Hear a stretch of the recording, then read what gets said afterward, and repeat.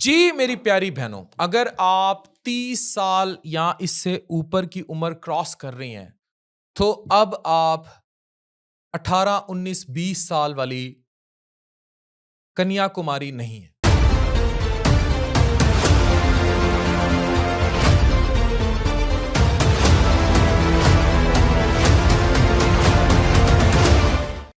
अब सेहत के कुछ डिमांड्स हैं। Now you are not no more a young Katrina Kaif. अपनी जिंदगी में जज्बात, डाइट, मेडिकल टेस्ट, इन सब के लिए क्या करना है और मेडिकली क्या करना है, ये आपको बताएंगे। 30 साल के बाद जिंदगी एक नए दौर में दाखिल होती है औरत की, जहां औरत के लिए सिर्फ अपनी फैमिली नहीं बल्कि अपनी हेल्थ, स्टेबिलिटी और खुशी भी जरूरी है। वो सब अपनी खुशी और अपनी हेल्थ की कुर्बानी पर बच्चे पालना शुरू करती है। अनमैरिड बैठी है तो जलालत भुगतना शुरू करती है। इस वीडियो में मैरिड होके भी बहुत ज्यादा जलालत भुगत लेती है, लेकिन she has to think of कि मैंने अपनी बाउंड्रीज कहाँ ड्रॉ ड्रॉ करनी है। अगर वो माँ है, बहन है, बहू है, बेटी है, क्या उसका कंप्रोमाइज उसकी मेंटल फिजिकल हेल्थ पर होना चाहिए, ये सवाल है। इस वीडियो में हम बात करेंगे 30 साल या उससे ऊपर जो खातून एज गैप में जाती है, एज एज सारे इस जोन में जाती है, उसकी मेंटल, फिजिकल, इमोशनल हेल्थ और उसकी मेडिकल हेल्थ क्या होनी चाहिए, डाइट क्या हो, सप्लीमेंट क्या हो, टॉक्सिक रिलेशनशिप्स को कैसे मैनेज करना है। Scientifically proven, medically backed video है, ये आपकी हेल्प करेगी। सबसे पहले आते हैं इस एज रेंज में खातून की फिजिकल हेल्थ पर। टेस्ट जो हर उस औरत को 30 के बाद करवाने चाहिए। कुछ हैं बेसिक टेस्ट, ये तो कंपलसरी हर हर पे हैं, हर जेंडर, हर एज, जिसमें आपकी कंप्लीट ब्लड काउंट है, आपके जिगर के टेस्ट हैं, आपका अल्ट्रासाउंड है, आपके गुर्दों के टेस्ट हैं, hepatitis screening programmes, hepatitis B, C. ये कुछ बेसिक टेस्ट हैं जो हर किसी के होने चाहिए। अब चलते हैं कि ओवरऑल इस एज में और हमें लाजमी किन चीज़ों पर तवज्जो दे देनी चाहिए। हार्मोनल एंड गायनी हेल्थ बड़ी इंपॉर्टेंट है। थायराइड के टेस्ट, औरतें अक्सर गुस्सा कर रही हैं, वेट गेन कर रही हैं, पता लगता है हाइपो या हाइपर थायराइड का शिकार है, जिसमें हाइपर में तो आपको पता है गुस्सा और ये सारा। तो ये चीज़ ज़रूर चेक हो, हार्मोनल इम्बैलेंस में तो नहीं, फटीग, थकावट कैसी है, मूड स्विंग्स कैसे हैं। फिर गायनी से रेगुलर चेकअप कराएं, खास तौर पे PCOS, polycystic ovarian syndrome, ovaries, uterus, fibroid के जो इश्यूज हैं। फिर हर तीसरे साल पैप स्मीयर टेस्ट, जो कोई भी नहीं पाकिस्तान में, सर्वाइकल कैंसर, ये बहुत कॉमन है, ये गायनी रिलेटेड एक कैंसर है, इसका टेस्ट अर्ली डिटेक्शन के लिए जरूरी है। एचपीवी का टेस्ट सर्वाइकल इन्फेक्शन और कैंसर रिस्क को असेस करने के लिए। फिर ब्रेस्ट कैंसर, छाती का कैंसर, सरतान पाकिस्तान में बहुत कॉमन है। ख़वातीन खुद भी अपनी एग्जामिनेशन करें, यूट्यूब पे, चैट जीपीटी पर वीडियोस मौजूद हैं। किस तरह सेल्फ एग्जामिनेशन भी घर में की जा सकती है। कोई छोटी सी गिल्टी आई, पता नहीं लगेगा बाद में हड्डियों में कैंसर आ गया। मैंने लिवर टावर में ही 20-20, 22-22 साल की लड़कियां इस हसरत से मेरी तरफ देखते देखी हैं कि जिगर में जी दाग आए होते हैं, मेट्स होता है, पता लगता है ब्रेस्ट कैंसर हुआ था, 18 साल की उम्र में हो गया। ब्रेस्ट कैंसर यानी छाती का कैंसर अगर अर्ली पकड़ा जाए, 100% सेफ हो जाता है बंदा। तो इसलिए इस चीज की केयर करें। लिवर एंड किडनी हेल्थ में पहले बता चुका हूँ, फैटी लिवर ना होने दें। जंक, फास्ट फूड, बाहर के खाने, ये जो डेट्स वगैरह पे इतने ज्यादा खाने खाबे, शादी से पहले और शादी के बाद फूड पांडा, ये चीजें जिगर की सेहत पर फैटी लिवर लेकर आएंगी। किडनी फंक्शन टेस्ट जैसे क्रिटिनिन, ईजीएफआर, यूरिया वगैरह, ये सब चेक करें।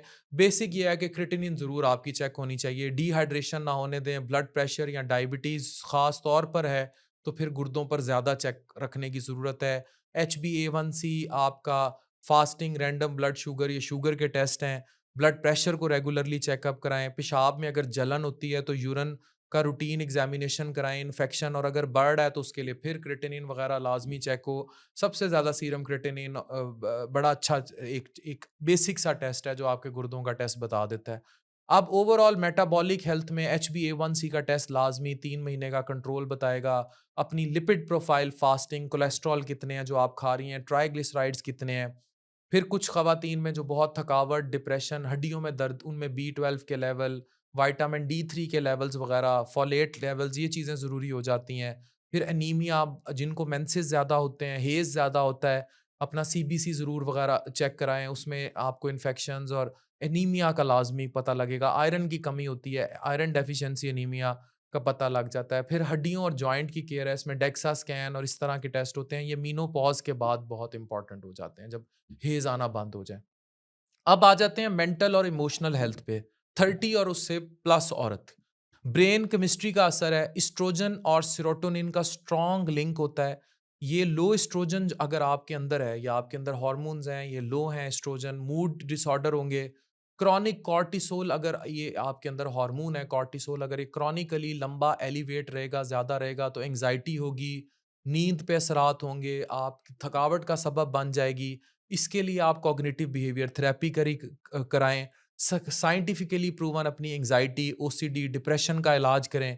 कुछ रिलैक्सेशन टेक्निक्स हैं, जिसमें आपने सांस, एक्सरसाइज, तस्बीह, कुरान, नमाज, माइंडफुलनेस, मेडिटेशन, और अपने इमोशंस को किसी गैर महरम के सपुर्द ना करें। ये 30 साल और इस वक्त ये औरत बहुत बड़ी गलती करती है, 30 से 40-45 के दरमियान, जब जवानी जो है वो यूं कतरीना के बाद यूं जंप लेती है।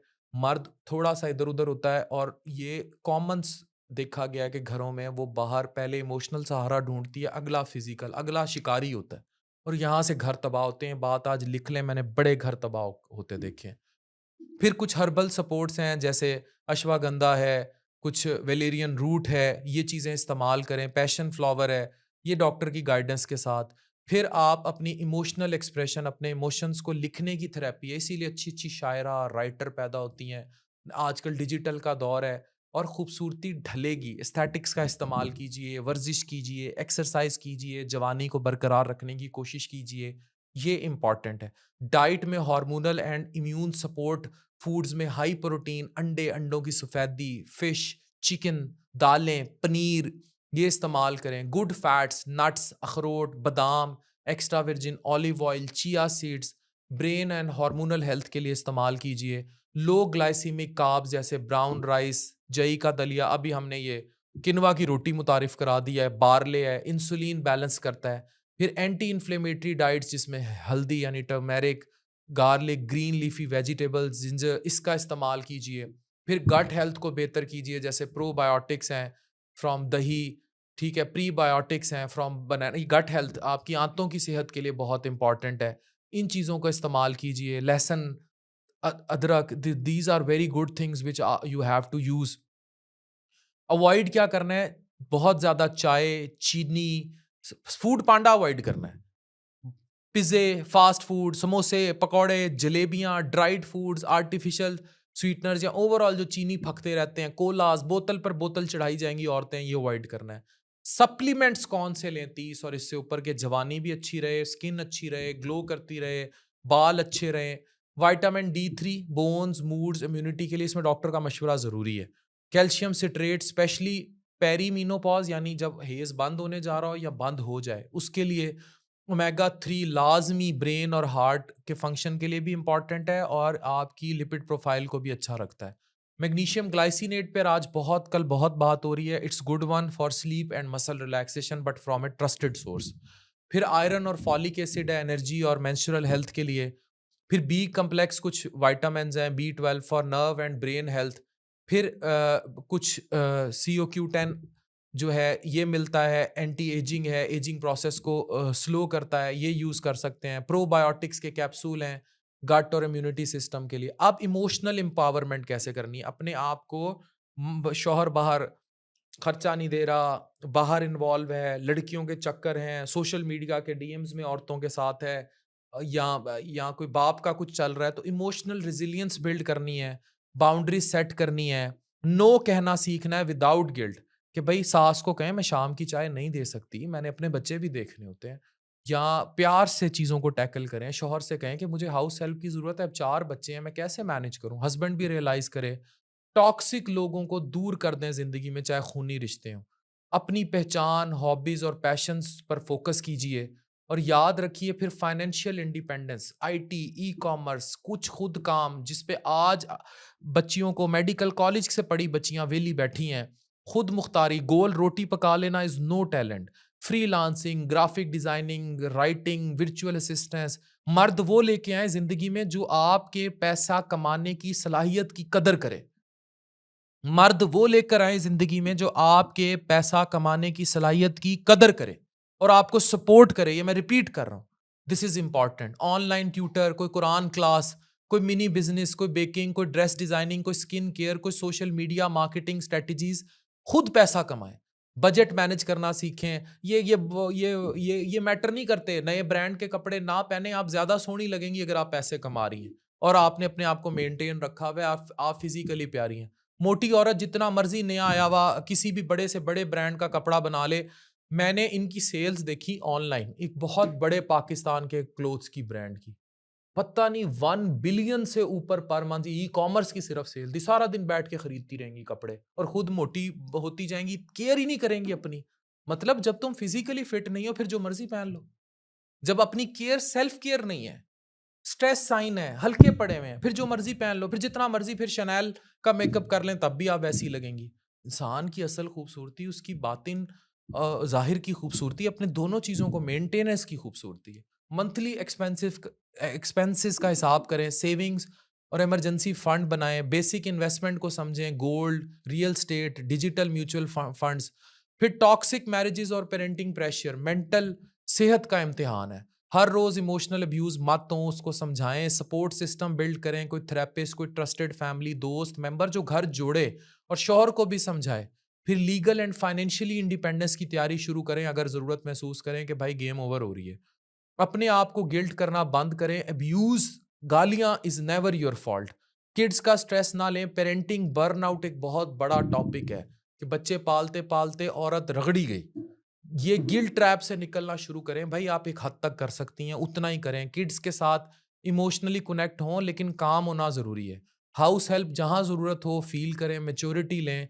30 के बाद जिंदगी खत्म नहीं, शुरू होती है, रीबर्थ होती है। अगर आप में नॉलेज है, आपको सेल्फ लव का पता है, तो आप अपनी जिंदगी की बहुत बड़ी अमीर हो सकती हैं। हेल्थ सिर्फ हॉस्पिटल जाने का नाम नहीं, हर दिन का डिसीजन भी है। ये वीडियो आपको बेहतर लगी, अपनी बेटी, बहन, माँ, बहू, जो रिश्ता औरत का जो 30 और उससे ऊपर जा रहा है उसके साथ शेयर कीजिए और पेज को फॉलो कीजिए और ज़िंदगी में समझिए कि आपकी ज़िंदगी कितनी अहम है। और अगर आप इसको नहीं समझते तो फिर आप नहीं समझेंगे तो कौन समझेगा। डॉक्टर अफान कैसर, साइनिंग ऑफ।